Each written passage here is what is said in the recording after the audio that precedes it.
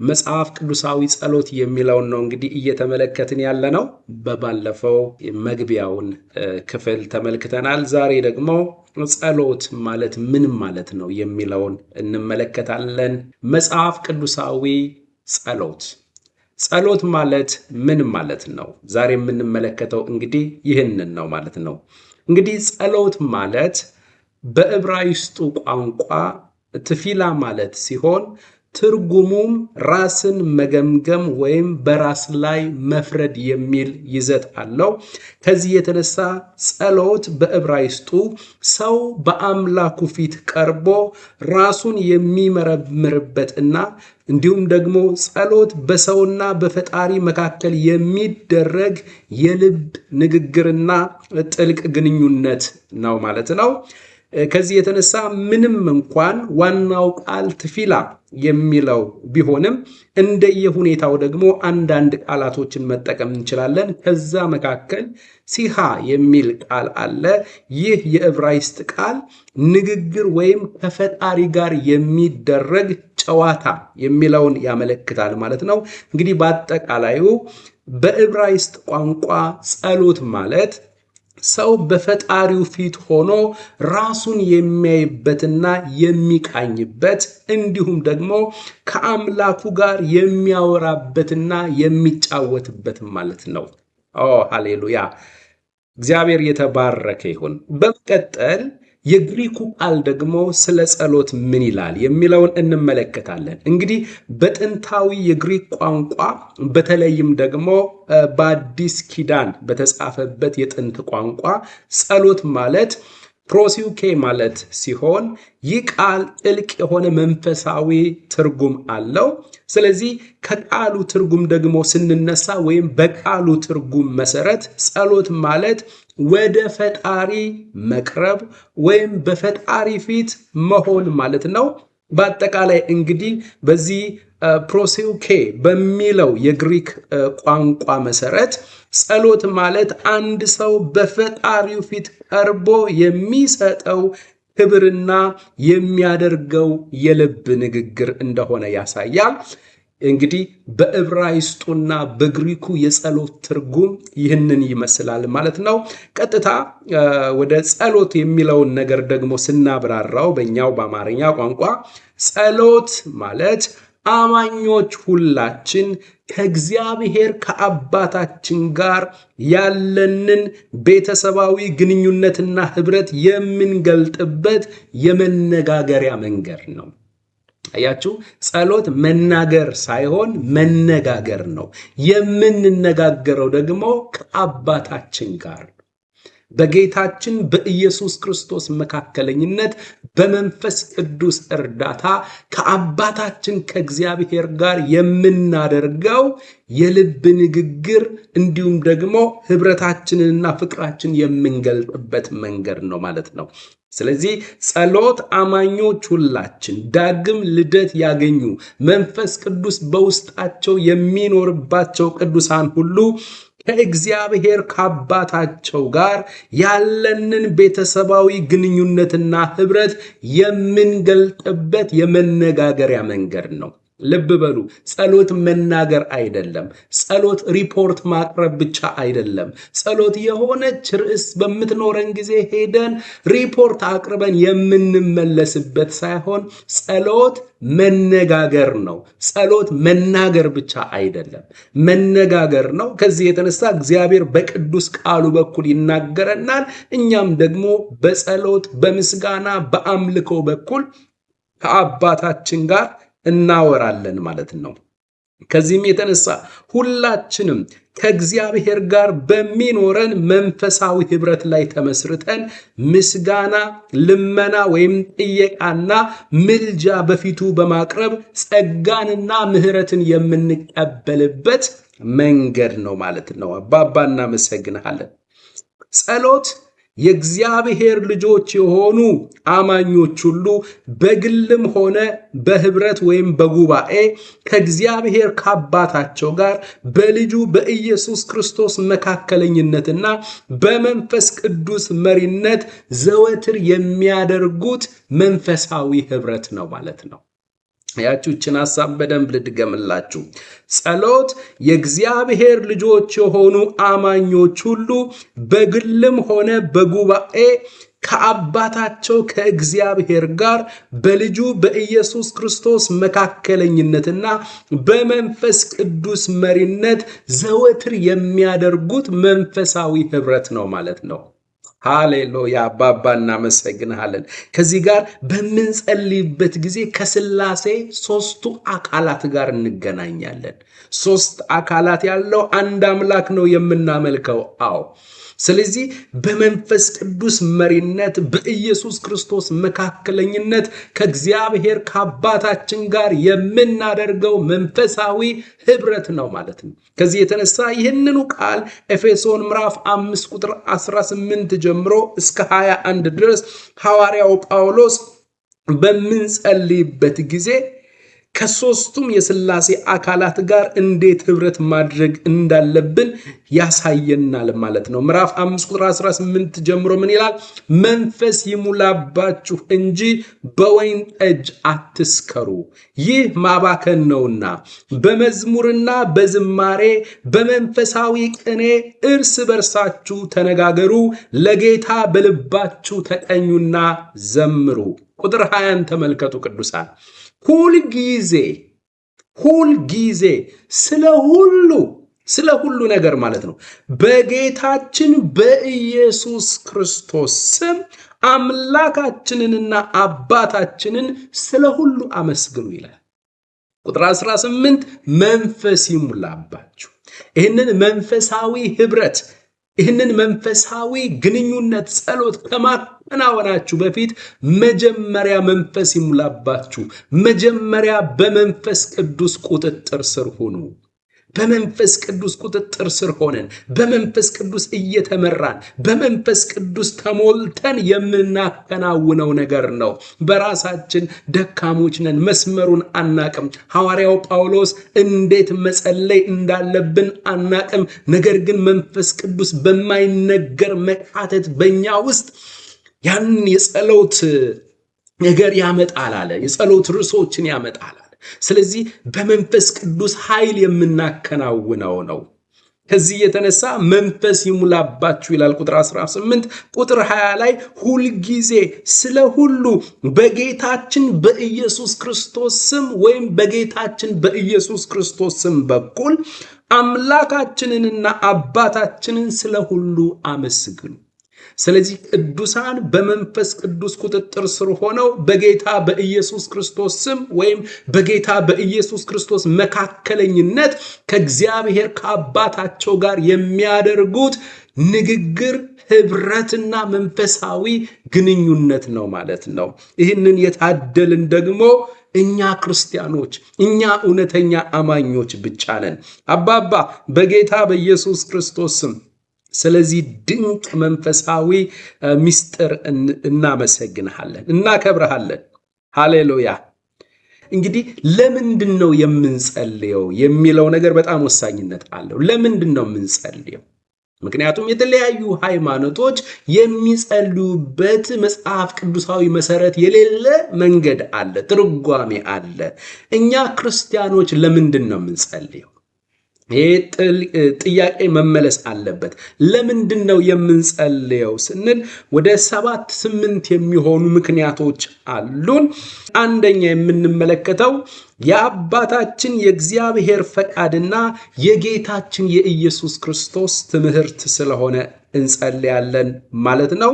አንደኛ ተሰሎንቄ ምዕራፍ 5 ቁጥር 17 የእግዚአብሔር ቃል እንዲህ ይላል፣ ሁልጊዜ ደስ ይበላችሁ ብሎ ቁጥር 16 ይጀምርና ሳታቋርጡ ጸልዩ፣ በሁሉ አመስግኑ፣ ይህ የእግዚአብሔር ፈቃድ በክርስቶስ ኢየሱስ ወደ እናንተ ነውና ይላል። ስለዚህ የምንጸልየው ለምንድን ነው ሲባል የእግዚአብሔር የአባታችን ፈቃድና የጌታችን የኢየሱስ ክርስቶስ አስተምህሮና ትእዛዝ ነው ማለት ነው። ከዚህ የተነሳ ለምንድን ነው የምንጸልየው? የአባታችን ፈቃድ ስለሆነ ይህ የእግዚአብሔር ፈቃድ በክርስቶስ ኢየሱስ ወደ እናንተ ነውና ተብሎ ተብሎ ተጽፏል እና የአባታችን የእግዚአብሔር ፈቃድና የጌታችን የኢየሱስ ክርስቶስ ትምህርት ስለሆነ እንጸልያለን ማለት ነው። ሁለተኛ ለምንድን ነው የምንጸልየው ሲባል ከእግዚአብሔር ከአባታችን ጋር ያለንን የልጅነት ህብረት የምንገልጥበት መንፈሳዊ መንገድ ስለሆነ እንጸልያለን ማለት ነው። ቅዱሳን ልብ በሉ። ሁሉም ክርስቲያኖች በመንፈስ ቅዱስ ዳግም ልደት ያገኙ ሁሉም ክርስቲያኖች የእግዚአብሔር ተወዳጅ ልጆች ናቸው። እግዚአብሔርም ደግሞ ወላጅ አባታችን ነው። ስለዚህ በምንጸልይበት ጊዜ ህብረት የምናደርገው የምንነጋገረው አባታችን ከእግዚአብሔር ጋር ነው። በአእምሯችን ውስጥ የሆነ የሳልነው ስዕል አለ። የሆነ በቃ ፈላጭ ቆራጭ የሆነ የተከታተለ በመብረቅ ሊፈጅን የተዘጋጀ አምላክ እንደሆነ ስለውብን በዚያ አይነት መንፈስ ነው የምንቀርበው። ልክ አይደለም። እግዚአብሔር በክርስቶስ ኢየሱስ በኩል የሚያስብልን፣ የሚጠነቀቅልን፣ የሚወደን ውድ አባታችን ነው። ከዚህ የተነሳ የምንቀርበው በማን ፊት ነው? በተወደደው አባታችን፣ በሚራራልን አባታችን፣ ጸጋን በሚሰጠን አባታችን፣ በሚጠነቀቅልን አባታችን፣ እርሱ ስለናንተ ያስባል በተባለው በሚያስብልን አባታችን ፊት ነው የምንቀርበው። ከዚህ የተነሳ የምንጸልይበት ሁለተኛው ምክንያት ከእግዚአብሔር ከአባታችን ጋር ያለንን የልጅነት ህብረት የምንገልጥበት መንፈሳዊ መንገድ ስለሆነ ሮሜ ምዕራፍ 8 ቁጥር 14 ላይ ጥቅስ እናገኛለን። ሮሜ ምዕራፍ 8 ከቁጥር 14 ጀምሮ የእግዚአብሔር ቃል እንዲህ ይላል፣ በእግዚአብሔር መንፈስ የሚመሩ እነዚህ የእግዚአብሔር ልጆች ናቸውና አባ አባት ብለን የምንጮህበትን የልጅነት መንፈስ ተቀበላችሁ እንጂ እንደገና ለፍርሃት የሚሆን የባርነትን መንፈስ አልተቀበላችሁምና የእግዚአብሔር ልጆች መሆናችንን ያ መንፈስ ራሱ ከመንፈሳችን ጋር ይመሰክራል። ልጆች ከሆንን ወራሾች ደግሞ ነን ማለት የእግዚአብሔር ወራሾች ነን እያለ ይቀጥላል።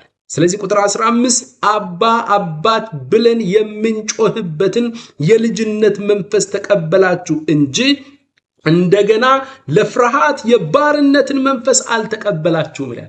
ስለዚህ እግዚአብሔር በአዲስ ኪዳን የቅዱሳን ወላጅ አባት ነው። ቅዱሳን ደግሞ የእግዚአብሔር ተወዳጅ ልጆች ናቸው። ጸሎት ማለት በአባትና ልጅ መካከል የሚደረግ ንግግር፣ የሚደረግ ጥልቅ መንፈሳዊ ግንኙነት ስለሆነ ሁላችንም በምንጸልይበት ወይም ለመጸለይ በአባታችን ፊት በምንቀርብበት ጊዜ በማፊት ነው የምንቀርበው? በአባታችን ፊት፣ በሚጠነቀቅልን፣ በሚያስብልን፣ በልጁ በኩል ዘላለማዊ ፍቅሩን በገለጠልን በአባታችን ፊት ነው የምንንበረከከው። በጌታ በኢየሱስ ክርስቶስ ስም ኢየሱስ ይጸልይበት በነበረው አባ አባት ብሎ ይጮህበት በነበረው በዚያ መንፈስ እንጮህ ዘንድ አባ አባት ብለን እኛም እንድንጮህ በኢየሱስ የመቅረብ ልክና በኢየሱስ የሚጮህበት መንፈስ እንድንቀርብ መንፈሱን እግዚአብሔር ሳይሰፍር ይሰጣል ተብሎ ተጽፏልና መንፈሱን ሰፍሮ አይሰጥም ተብሏልና ያ በኢየሱስ ውስጥ ሆኖ ሲቃትት የነበረው የልጅነት መንፈስ ሆኖ በእኛ ውስጥ ገብቷልና ከአባታችን ጋር የምናደርገው ጥልቅ ግንኙነት ነው። አባባ እናመሰግንሃለን። ስለዚህ በዚህ የጸሎት መንፈስ በብሉይ ኪዳን የነበሩ ሰዎች በዚህ ልክ አልቀረቡ። አባ አባት ብሎ ይጮህ የነበረ ሰው የለም በብሉይ ኪዳን። አባ አባት ብሎ ይቃትት የነበረ ነቢይ የለም። የእምነት አባት የለም። መላእክቶች እንደዛ መሆን አይችሉም። ብለኛ ለአዲስ ኪዳን አማኞች የተፈቀደ ነው። እግዚአብሔር በአዲስ ኪዳን የቅዱሳን ወላጅ አባት ነው። ከእርሱ የተወለዱ ደግሞ ቅዱሳን ደግሞ የእግዚአብሔር ተወዳጅ ልጆች ናቸው። ልጆች ስለሆንን እርሱም አባት ስለሆነ ኢየሱስ አባ አባት ብሎ ይጮህና ይጸልይበት በነበረው መንፈስና ቅርበት ልክ እኛም ደግሞ መቅረብ እንዲሁም አባት ብለን መጮህ እንችል ዘንድ የልጁን መንፈስ በልባችን ውስጥ አፍስሷል። አባባ እናመሰግንሃለን። ከዚህ የተነሳ ሁለተኛ ለምንድን ነው የምንጸልየው ሲባል ከእግዚአብሔር ከአባታችን ጋር ያለንን የልጅነት ህብረት የምንገልጥበት መንፈሳዊ መንገድ ስለሆነ። ሶስተኛ ለምንድን ነው የምንጸልየው? እኛ ክርስቲያኖች የምንጸልይበት ሶስተኛው ምክንያታችን ስንደክም በህይወት በተለያዩ አይነት ድካሞች በዚህ ምድር ላይ ባለ በኑሮ ትግል ውስጥ ሆነን ስንኖር ድካም ሲገለጥ ስንደክም ጸጋንና ምህረትን ለመቀበል በጸጋው ዙፋን ፊት እንቀርባለን። ስለዚህ ጸጋንና ምህረትን ለመቀበል ነው የምንጸልየው ማለት ነው። ዕብራውያን ምዕራፍ 4 ከቁጥር 14 ጀምሮ የእግዚአብሔር ቃል ምን ይለናል? ዕብራውያን ምዕራፍ 4 ከቁጥር 14 ጀምሮ እንዲህ ይላል፣ እንግዲህ በሰማያት ያለፈ ትልቅ ሊቀ ካህናት የእግዚአብሔር ልጅ ኢየሱስ ስላለን ጸንተን ሃይማኖታችንን ወይም ጸንተን እምነታችንን እንጠብቅ። ምን ብሎ ጀመረ? እንግዲህ በሰማያት ያለፈ ትልቅ ሊቀ ካህናት። ትልቅ የሚለው ቋንቋ ወሳኝነት አለው። ትልቅ ሊቀ ካህናት። ስለዚህ በዚህ የጸጋ ዙፋን ፊት በምንቀርብበት ጊዜ ትልቅ ሊቀ ካህናት ስላለ ምክንያት ብለን ችግር ብለን ጥያቄ ብለን ይዘን የቀረብናቸው ነገሮች ሁሉ ትንሽ እንደሆኑ ትልቁን ሊቀ ካህን ስንመለከት ጥያቄዎቻችን ሁሉ ትንንሽ እንደሆኑ በእኛ ላይ ሰልጥነው ገዝተው መኖር እንደማይችሉ መፍትሄ ሊሰጠን ሊቀ ካህናት ሆኖ ትልቅ ሊቀ ካህናት ሆኖ የቆመልን የእግዚአብሔር ልጅ ኢየሱስ አለን። ሃሌሉያ! እንግዲህ በሰማያት ያለፈ ትልቅ ሊቀ ካህናት የእግዚአብሔር ልጅ ኢየሱስ ስላለን ጸንተን ሃይማኖታችንን ወይም እምነታችንን እንጠብቅ። ቁጥር 15 ከኃጢአት በቀር በነገር ሁሉ እንደኛ የተፈተነ ነው እንጂ በድካማችን ሊራራልን የማይችል ሊቀ ካህናት የለን።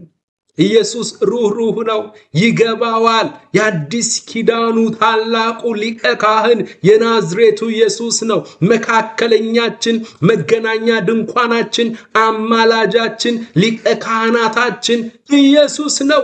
እርሱ የሚፈርድብን አይደለም። እርሱ ዛሬስ ያንተ ነገር ሰለቸኝ አይልም። እኛን ለማገልገል በድካማችን ጊዜ ሊያግዘን ጸጋንና ምህረትን ሊሰጠን ከከበበብን ነገር በላይ ታላቁ ሊቀ ካህናት ኢየሱስ ቆሞልናል። ታላቁ ሊቀ ካህናት ኢየሱስ አለን። ከዚህ የተነሳ የሚፈርድብን አይደለም። በድካማችን የሚኮንነን አይደለም። ደክመን በመጣን ጊዜ አንተ ነገር ሰለቸኝ፣ በባለፈው አላስተካከልኩልሽም፣ አንቺ ዞረሽ ያውነሽ፣ አንተ ዞረ ያውነ፣ ስለዚህ አንተን ማገልገል አልችልም፣ ያንተ ነገር ሰለቸኝ የማይ በድካማችን ሊራራልን የሚችል እንጂ የሚኮንነን ሊቀ ካህናት የለን።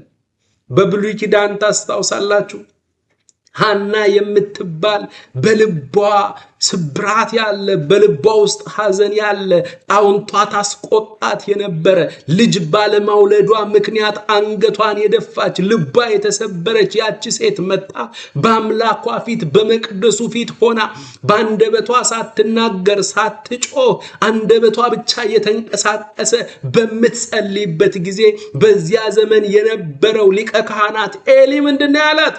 አንቺ ስካርሽ የማይለቅሽ እስከ መቼ ነው? አያችሁ፣ የብሉይ ኪዳን ሊቀ ካህናት የማይረዱ የማይገባቸው ሊከሱ ይችላሉ፣ ሊኮንኑ ይችላሉ። ስካርሽ እስከ መቼ ነው የማይለቅሽ? ኢየሱስ ግን እንደዚህ የሚል አይደለም። በአንደበታችን ገልጠን የምንናገረውን ጸሎት ነውና በልባችን ውስጥ ያለውን ሐሳብ የሚረዳ አንዳንድ ጊዜ ቃላት እምቢ ብሎን እንኳን በጨነቀን ጊዜ በከበደብን ጊዜ በፊቱ ሆነን ዝም ስንል ተንበርክከን ውስጣችን ሲጮህ ተንበርክከን በለቅሶ ስንገልጠው በእንባችን ውስጥ የምናስተላልፈውን ሜሴጅ የሚረዳ ታላቅ ሊቀ ካህናት የማይፈርድብን የማይኮንነን ሊረዳን የተዘጋጀ የጸጋን ዙፋን ያዘጋጀልን ጸጋንና ምሕረትን የሚሰጠን እንደገና የሚያቆመን ታላቅ ሊቀ ካህናት የእግዚአብሔር ልጅ ኢየሱስ አለን። ሃሌሉያ። ስለዚህ ምን ይላል ቁጥር 15? ከኃጢአት በቀር በነገር ሁሉ እንደኛ የተፈተነ ነው እንጂ በድካማችን ሊራራልን የማይችል ሊቀ ካህናት የለንም። ቁጥር 16 እንግዲህ ምሕረትን እንድንቀበል። እንግዲህ ማለት ነገሩ እንደዚህ ከሆነ እንግዲህ ምሕረትን እንድንቀበል በሚያስፈልገንም ጊዜ የሚረዳንን ጸጋ እንድናገኝ ወደ ጸጋው ዙፋን በእምነት እንቅረብ ይላል። ሃሌሉያ ሃሌሉያ። በዚሁ አጋጣሚ አንድ ነገር ልንገራችሁ። ለኛ ለአማኞች የጸጋ ዙፋን ተዘርግቶልናል። ለማያምኑት ደግሞ የነጭ ዙፋን ፍርድ አለ። የነጭ ዙፋን ነው ያለው። እኛ ጋር የጸጋ ዙፋን ያመንን እኛ አሁን በዚህ ሰዓት ሊቀ ካህናታችን ትልቁ ሊቀ ካህናታችን የእግዚአብሔር ልጅ ኢየሱስ ክርስቶስ እርሱ እኛን የሚያገለግልበት ስንደክም አቅምን ብርታትን የሚሰጥበት የጸጋ ዙፋን አዘጋጅቶልናል። ጸጋ ካለ አቅም አለ። ጸጋ ካለ እንደገና መቆም አለ። ጸጋ ካለ ፍርድ የለም። ጸጋ ካለ ኩነኔ የለም። የጸጋ ዙፋን በጸጋ ተመረጥን፣ በጸጋ ዳንን፣ የህይወት ለውጣችን በጸጋ፣ አገልግሎታችን በጸጋ፣ መውጣት መግባታችን በጸጋ፣ ስንደክምስ የጸጋ ዙፋን ተዘጋጀ። አያችሁ፣ ያላመኑ ሰዎች በጸጋው ዙፋን መጠቀም እንደማይችሉ ሁሉ ዳግም ልደት ያገኙ ሰዎች ደግሞ በነጩ ዙፋን ፍርድ ፊት አይቆሙ። የጸጋ ዙፋን ተዘጋጅቶልናል። የነጩ ዙፋን ፍርድ ፈጽሞ ዳግም ልደት ያገኙ እውነተኛ አማኞችን የሚመለከት አይደለም። አባባ እናመሰግንሃለን። ስለዚህ እንግዲህ ምሕረትን እንድንቀበል በሚያስፈልገንም ጊዜ የሚረዳንን ጸጋ እንድናገኝ ወደ ጸጋው ዙፋን በእምነት እንቅረብ ይላል። ስለዚህ ለምንድን ነው የምንጸልየው ለሚለው ምክንያት ሶስተኛ ያቀረብነው ስንደክም ጸጋንና ምሕረትን ለመቀበል። አራተኛ የምንጸልየው ለምንድን ነው? ምክንያቱ ምንድን ነው ሲባል አራተኛ የአእምሮ ሰላምን ለማግኘት በከበበን ችግር ውስጥ ሆነን ግራ ባጋባን ነገር መካከል ሆነን በማዕበልና በወጀብ ውስጥ ሆነን በዚች ምድር ውስጥ በምናልፍበት ጊዜ ብዙ ነገር ወደ ህይወታችን ይመጣል። ያን ጊዜ በዛ አይነት ነገር ውስጥ እንኳን ብናልፍ የአእምሮ ሰላምን ለማግኘት በእግዚአብሔር ፊት እንጸልያለን፣ በአባታችን ፊት እንቃትታለን። ፊልጵስዩስ ምዕራፍ 4 ከቁጥር 4 ጀምሮ እስከ 7 ድረስ ምን ይላል? አባት ሆይ በኢየሱስ ክርስቶስ ስም እናመሰግንሃለን። ፊልጵስዩስ ምዕራፍ 4 ከቁጥር 4 ጀምሮ እስከ 7 ሁል ጊዜ በጌታ ደስ ይበላችሁ፣ ደግሜም እላለሁ ደስ ይበላችሁ፣ ገርነታችሁ ለሰው ሁሉ ይታወቅ፣ ጌታ ቅርብ ነው። ሃሌሉያ። ጌታ ምንድነው? ቅርብ ነው። ከከበበን ነገር በላይ ጌታ ቅርብ ነው። ካስጨነቀን ነገር በላይ ጌታ ቅርብ ነው። ካናወጠን ነገር በላይ፣ ካደከመን ነገር በላይ፣ ግራ ካጋባን ነገር በላይ፣ ከህመሙ ከጭንቀቱ በላይ መጽሐፉ ምን ይላል? ጌታ ቅርብ ነው። ጭንቀቱ አይደለም ቅርብ፣ ጌታ ነው ቅርብ። ህመሙ አይደለም ቅርብ፣ ጌታ ነው ቅርብ። ችግሩ አይደለም፣ ያናወጠን ነገር አይደለም፣ ያልተመለሱ ጥያቄዎቻችን፣ የከበዱብን ነገሮች አይደሉም ቅርቦች። ቅርባችን ጌታ ነው። ስለዚህ ጌታ ግን ምንድነው አለ? ቅርብ ነው። ቅዱሳን ጌታ ቅርብ ነው። አሁን ባላችሁበት ሁኔታ ውስጥ ሆናችሁ የጌታ ፕሬዘንስ ይሰማችሁ። ጌታ ቅርብ ነው። በሚያናውጠው ነገር መካከል ሆናችሁ ጌታ ቅርብ ነው። ያን ጊዜ ልባችሁ በሰላም ይሞላል። አንዳንድ ጊዜ ችግሩ ሳይቀየር ልባችሁ በጌታ ይጸናል። ልባችሁ በጌታ ይረጋጋል። የአእምሮ ሰላም ይቆጣጠራችኋል። ምን ይላል ቀጥሎ? ጌታ ግን ቅርብ ነው።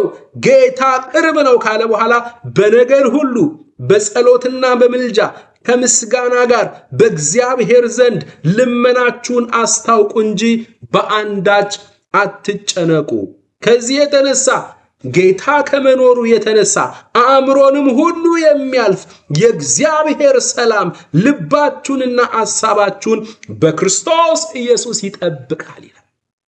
አያችሁ፣ የእግዚአብሔር ሰላም ልባችንንና ሐሳባችንን ይቆጣጠራል። ጌታ ቅርብ ነው። ከህመሜ በላይ ጌታ ቅርብ ነው። ከቸገረኝ በላይ ጌታ ቅርብ ነው። ካስጨነቀኝ በላይ ጌታ ቅርብ ነው። ግራ ካጋባኝ ነገር፣ በግራና በቀኝ ከከበበኝ ነገር በላይ ጌታዬ ቅርብ ነው። ጌታዬ ቅርብ ነው። ለዛ ነው እኮ መዝሙረኛው በግራም በኩል ያለው የሚያስጨንቅ ነው፣ በቀኝም በኩል ያለው የሚያስጨንቅ ነው። የሚወራው የሚሰማው ሁሉ የሚያስጨንቅ ነው። እነዚህ ነገሮች ሁሉ ባዳመጠ ቁጥር ጭንቀት ነው የሚለቅበት። ያን ጊዜ ዘወር አለና እግዚአብሔርን አሰብኩት ደስም አለኝ አለ። ግራ በሚያጋባው ነገር ውስጥ ሆኖ፣ በግራና በቀኝ በከበበው ነገር ውስጥ ሆኖ አምላኩን ሲያስብ በሰላም ተሞላ። አምላኩን ሲያስብ በደስታ ተሞላ። ቅዱሳን፣ ያ ቃል ነው። ሐዋርያው ጳውሎስ ምን አለ? ጌታ ቅርብ ነው። አሁን የምንሰማው፣ በዚህ ዘመን የምንሰማው፣ በሶሻል ሚዲያ የምንመለከተው፣ እንዲሁ ደግሞ በራሳችንም ህይወት በሰዎችም ህይወት የምንመለከተው ነገር ሁሉ ግራ የሚያጋባ የሚያስጨንቅ። ያን ጊዜ አንድ ነገር አስቡ፣ ጌታ ቅርብ ነው። ወደ ኢየሱስ ዘወር ስትሉ በውስጣችሁ ያለውን ጌታ፣ በውስጣችሁ ያለውን መንፈስ ቅዱስን ስታስቡ ያን ጊዜ ደስ አለኝ አለ። ልባችን በሰላም ይሞላል። አእምሮን ሁሉ የሚያልፍ የእግዚአብሔር ሰላም አእምሮአችሁንና ሐሳባችሁን ይጠብቃል። ነገሩ ያለም ቢሆን አንዳንድ ጊዜ ነገሩ ሳይቀየር በዛ ነገር ውስጥ ሆናችሁ በሰላም ትሞላላችሁ። ዝማሬ፣ ምስጋና ይላችኋል። ሃሌሉያ! ጌታ ምንድነው? ቅርብ። ለዛ ነው እኮ መዝሙረኛው አጠገቤ ነህ ጌታ አጠገቤ፣ ዘልቀ ገብተሃል ከውስጥ ከልቤ፣ ይታወቀኛል ሁሌ አብሮነት፣ ሰላም ተሰማኝ በመገኘት። አጠገቤ ነህ ጌታ አጠገቤ፣ ዘልቀ ገብተሃል ከውስጥ ከልቤ፣ ይታወቀኛል ሁሌ አብሮነት፣ ሰላም ተሰማኝ በመገኘት። ሁሉ ሰላም ነው ጌታ ካለ፣ ሁሉ ሰላም ነው። ሁሉ ደና ነው ኢየሱስ ካለ፣ ሁሉ ደና ነው። ውጭውን አይቶ ልቤ እንዳይሰጋ፣ እረፍ አለ በአንተ ተረጋጋ። ሃሌሉያ! ጌታችን ቅርባችን ነው። ኢየሱስ በውስጣችን ነው። ስለዚህ ለምንድን ነው የምንጸልየው ሲባል ምክንያታችን ምንድን ነው?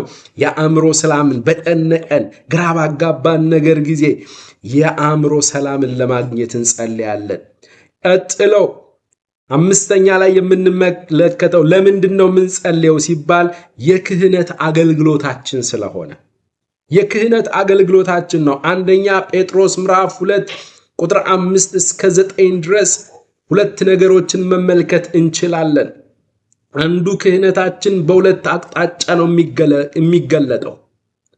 አባባ ጸጋ ጨምርልን። አንደኛ ጴጥሮስ ምዕራፍ 2 ከቁጥር 5 ጀምሮ እስከ 9 ድረስ እንዲህ ይላል፣ እናንተ ደግሞ እንደ ሕያዋን ድንጋዮች ሆናችሁ በኢየሱስ ክርስቶስ ለእግዚአብሔር ደስ የሚያሰኝ መንፈሳዊ መስዋዕትን ታቀርቡ ዘንድ ቅዱሳን ካህናት እንድትሆኑ መንፈሳዊ ቤት ለመሆን ተሰሩ። መጽሐፍ እነሆ የተመረጠንና የከበረን የማዕዘን ራስ ድንጋይ በጽዮን አኖራለሁ፣ በእርሱም የሚያምን አያፍርም ተብሎ ተጽፏልና። እንግዲህ ክብሩ ለእናንተ ለምታምኑት ነው። ለማያምኑት ግን አናጢዎች የጣሉት ድንጋይ እርሱ የማዕዘን ራስ የእንቅፋትም ድንጋይ የማሰናከያም አለት ሆነ።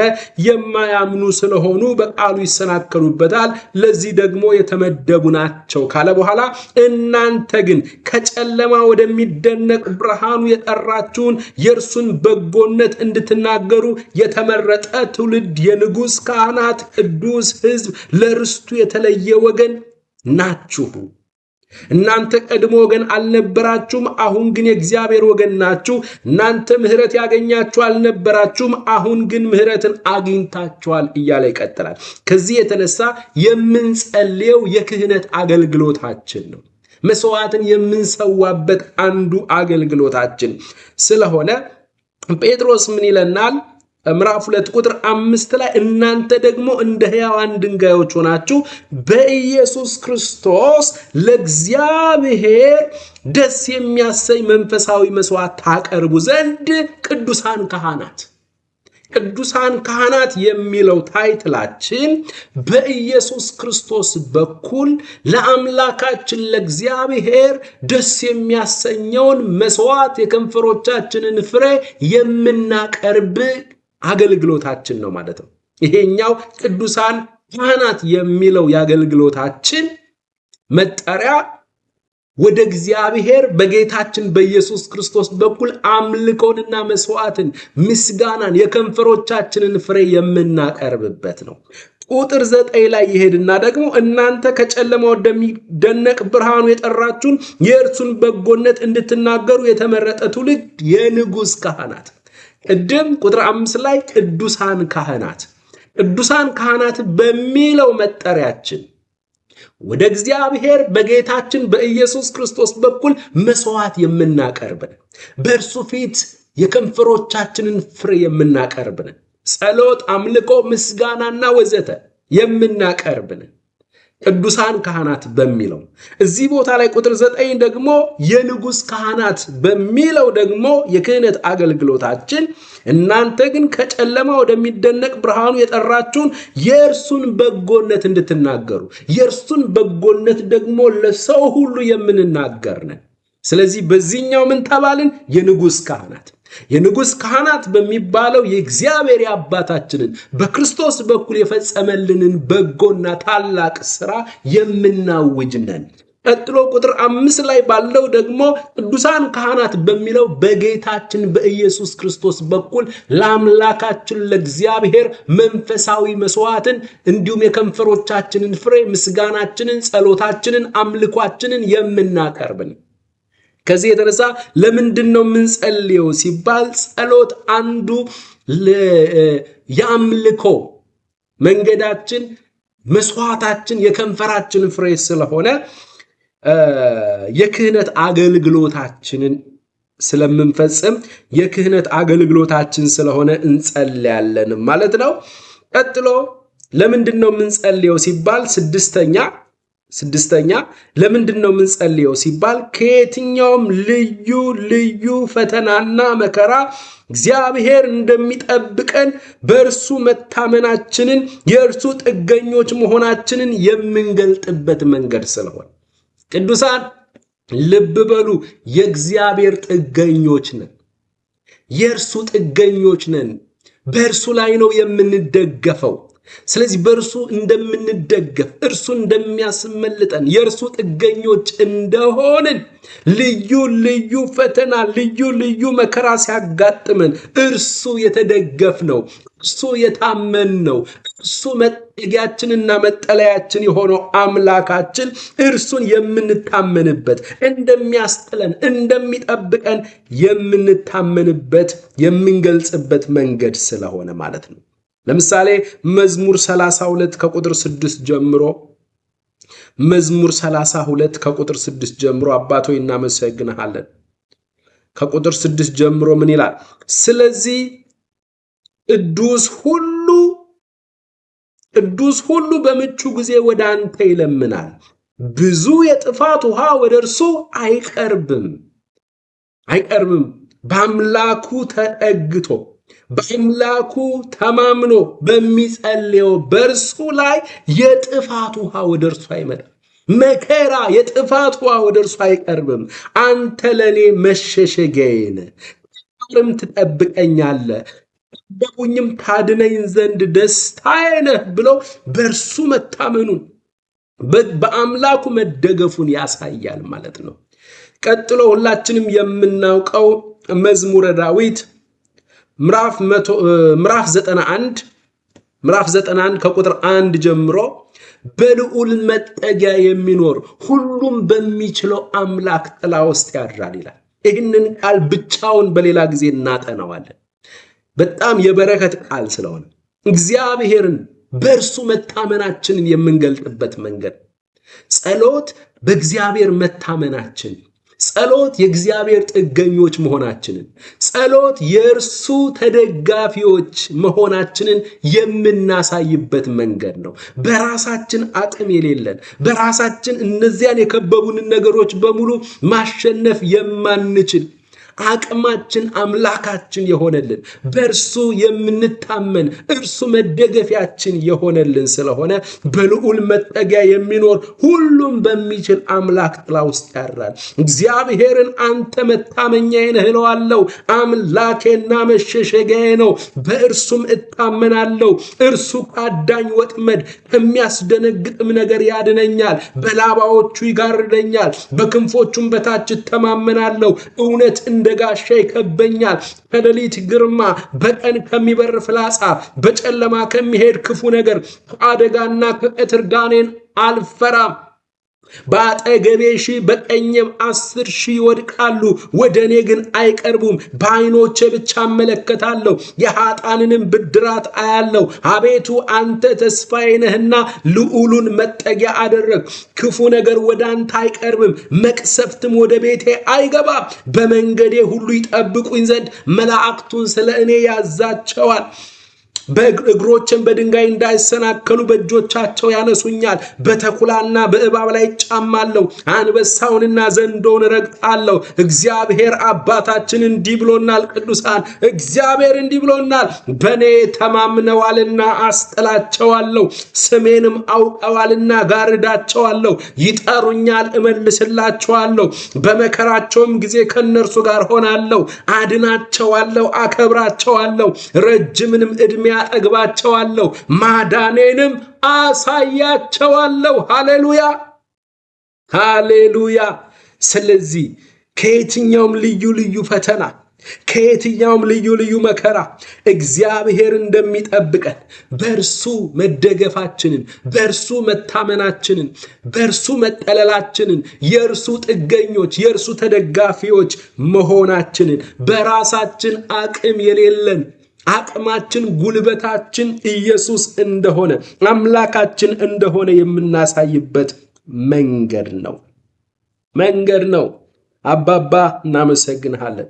ሌላው 8ኛው የምንጸልይበት ምክንያት ከእግዚአብሔር ከአባታችን ዘንድ እንደ ፈቃዱ የሆነ መልስ የምናገኝበት ስለሆነ ለዛ ነው አንደኛ ዮሐንስ ምዕራፍ 5 ቁጥር 14 ጀምሮ እስከ 15 ድረስ እንደ ፈቃዱ የሆነ ጸሎት አባታችን እንደሚያስተናግድ፣ እንደ ፈቃዱ የሆነ ጸሎት በፍጥነት እንደሚመልስልን፣ በእርሱ ዘንድ ያለን ድፍረት ይህ ነው። እንደ ፈቃዱ አንዳች ብንለምን ወይም ብንጠይቅ ይሰማናል። የምንለምነውን ወይም የምንጠይቀውን ሁሉ እንዲሰማልን ብናውቅ ከእርሱ የለመነውን ወይም የጠየቅነውን ልመና እንደተቀበልን እናውቃለን። እንደ ፈቃዱ የሆነን ጸሎት የምንቀበልበት መንገድ ስለሆነ እንጸልያለን ማለት ነው። አባባ እናመሰግንሃለን። ከእግዚአብሔር ዘንድ እንደ ፈቃዱ የሆነ መልስ የምናገኝበት መንገድ ስለሆነ የመጨረሻ 9ኛ ለምንድነው የምንጸልየው ስንል የምንጸልይበት መንገድ የክፉ ኃይላትን ተቃውሞ የምናፈርስበትና ለመንፈሳዊ ብርታታችን ጸጋንና ኃይልን የምንቀበልበት ስለሆነ የክፉ ኃይላትን የምንቃወምበት መንገድ ስለሆነ የክፉ ኃይላትን አሰራር የምናፈርስበት መንገድ ስለሆነ እኛ ከስጋ ለባሽ ከሰው ልጆች ጋራ ምንም አይነት ጠብ የለን። ውጊያችን ከስጋ ለባሾች ጋር አይደለም። ውጊያችን ከሰንበዲ ጋር አይደለም። ውጊያችን ቆሞ ከሚንቀሳቀስ ምስኪን የሰው ልጅ ጋር አይደለም። ውጊያችን ኃጢአተኛ ሆኖ በስራት ውስጥ ሆኖ በጭንቀት ውስጥ ሆኖ እላዩ ላይ የሚሰራ መንፈስ አለ። ከእርሱ አሰራር መውጣት ፈልጎ ነፍሱ ከምትጨነቀው ምስኪን ስጋ ለባሽ ጋራ ጥል የለንም። እኛ ጥል የለን። ለዛ ነው ሐዋርያው ጳውሎስ ውጊያችን ከስጋና ከደም ጋር አይደለም፣ ፈጽሞ ከሰው ጋር አይደለም፣ በእነርሱ ላይ የሚሰራ። በጣም በሚያሳዝን ሁኔታ አንዳንድ ጸሎቶች አቅጣጫቸው መሰረታቸው የተበላሸ ስጋ ለባሽ እንዲሞት የሚጸልይ ነው። ዘፋኞች ይሙቱ፣ ጠንቋዮች ይሙቱ፣ የጠንቋዩ እንትን ይሙት፣ እንዲሁ የዘፋኙ ጉሮሮ ይዘጋ። ምን አደረጉ? የሰውዬ የሚዘፍነውም ይሁን በዚያኛው በኩል የሚጠነቁለው ሰውዬ እኮ ወዶ አይደለም፣ ተይዞ ነው። እላዩ ላይ የሚሰራውን ብትመታለት፣ እላዩ ላይ የሚሰራውን በኢየሱስም ብታባርለት እኮ ይህ ሰው እኮ ነፃ ወጥቶ በጌታ ፊት ሆኖ ጌታው እኮ የሚጠቀምበት እኮ አገልጋይ ሊሆን ይችላል። በዛ ላይ እኛ ማንንና ነው በሌላው ላይ የምንፈርደው? እኛ ራሳችን በክርስቶስ ከማመናችን ጌታ ኢየሱስ ወደ ሕይወታችን ጣልቃ ገብቶ እኛን ከመታደጉ በፊት እኮ በሰይጣንና በአጋንንቶች አሰራር ቁጥጥር ስር ነበር። እኛን ነፃ ያወጣ ጌታ እነዚህን ሰዎች ነፃ ያወጣል። ዘፋኞች አይሙቱ፣ እንጸልይላቸዋለን። እላያቸው ያለውን መንፈስ አስወጥተን በጌታ በኢየሱስ ስም አሰራሩን አፍርሰን ለጌታ እንዲቀኙ፣ እንዲዘምሩ፣ ወደ ጌታ ቤት እንዲመጡ፣ ጌታ እንዲጠቀምባቸው ምክንያት መሆን አለብን። ዘላለማቸው እንዲቀየር ምክንያት መሆን አለብን። ጠንቋዮችን ይገልብጣቸው፣ ጠንቋዮችን ይጥፉ፣ ጠንቋዮች ይሙቱ። እንደዚህ አይነት ጸሎት በአዲስ ኪዳን ውስጥ የለም። በአዲስ ኪዳን ውስጥ የለም። እንደ ሰው ይሙት፣ ሰው ይበላ፣ ሰው እንደዚህ ይሁን የሚል ጸሎት ከጌታ አይደለም። ለዚያ ነው ጌታ ኢየሱስ ክርስቶስ በስጋ ወራቱ በተመላለሰበት ጊዜ ዮሐንስ እና ወንድሙ ያዕቆብ ሁለቱ ሐዋርያቶች ወደ ጌታ የጸሎት ርዕስ ማለት ትችላላችሁ ይዘው የመጡ ጌታ ሆይ ያኔ በብሉይ ኪዳን ዘመን ታላቁ ነቢዩ ኤልያስ የፍርድ መንፈስን ተሞልቶ በሰማርያ ሕዝብ ላይ እሳት ወርዳ ትብላቸው ሲል እሳት ወርዳ እንደበላቻቸው አሁንም አልተቀበልሁም አይደል? አዎ ይህንን ሕዝብ እሳት ወርዳ ትብላቸው ብለን እንዘዝ እንደዚህ። ሃሌሉያ ሃሌሉያ። በጣም የምትገርሙ ያውም ከብሉይ ኪዳን ከታላቁ ነቢይ ጠቅሳችሁን ያመጣችሁልኝ ብሎ አልተቀበላቸውም፣ ይልቅስ ገሰጻቸው። እናንተ ምን አይነት መንፈስ ነው የሆነላችሁ? የሰው ልጅ የጠፋውን ፈልጎ ሊያገኝ እንጂ ሊፈርድባቸው አልመጣም አለ። ኢየሱስ በትህትና ነው፣ በፍቅር ነው የተገለጠው። ስለዚህ ጠንቋዮችም በሉ፣ ዘፋኞችም በሉ፣ ምኖችም በሉ እነዛ ሰዎች ወደው አይደለም፣ ተይዘው ነው። አእምሯቸው ተይዞ ነው። የዚህ ዓለም አምላክ አእምሯቸውን አንደርስታንዲንጋቸውን አሳውሮት ነው። እላያቸው ላይ የሚሰራ ርኩስ መንፈስ አለ። ተይዘው ነው። ነፍሳቸው ማምለጥ ትፈልጋለች። ባጋንንት የተያዙ ሰዎች ባጋንንት ቁጥጥር ስር ሆነው እግዚአብሔር የማይፈልገውን ነገር የሚያደርጉ ሰይጣን እንደፈለገ አጋንንት እንደፈለገ የሚጠቀምባቸው እነዚያ ሰዎች ነፍሳቸው ነፃ ለመውጣት ሁልጊዜም ትጨነቃለች። ስለዚህ እኛ ጋር መፍትሄ አለ። ታላቅ ዜና አለን። እኛ አምባሳደሮች፣ የሰማይ ተወካዮች ነን። የእግዚአብሔርን ፍቅር እንድንናገር እንጂ ሰውን እንድንኮንን አልተጠራንም። አልተጠራንም። ነፍሱ ራሱ በኩነኔ ውስጥ ነው ያለችው። ስለዚህ የእግዚአብሔርን ታላቅ ማዳን በክርስቶስ በኩል የተፈጸመችውን ያችን የቤዛዎት ሥራ የእግዚአብሔርን የተገለጠ ፍቅር መናገር አለብን። ከዚህ የተነሳ ጥላችን ወይም ደግሞ ውጊያችን ከስጋና ከደም ጋር ከሰው ልጆች ጋር ሳይሆን በእነርሱ ላይ ከሚሰሩት በአየር ላይ ካሉት አለቆችና ስልጣናት ጋር ነው ብሏል። ከዚህ የተነሳ የምንጸልይበት 9ኛው ምክንያታችን የክፉ ኃይላትን ተቃውሞ የምናፈርስበት ስለሆነ ነው። ይህንን ይመስላል ማለት ነው ዛሬ። በሚቀጥለው ደግሞ ቀጣዩን ክፍል እንመለከታለን። ከእግዚአብሔር ከአባታችን ከጌታም ከኢየሱስ ክርስቶስ ብዙ ጸጋ፣ ብዙ ሰላም፣ ብዙ ምሕረት ከሁላችን ጋር ይሁን። አሜን።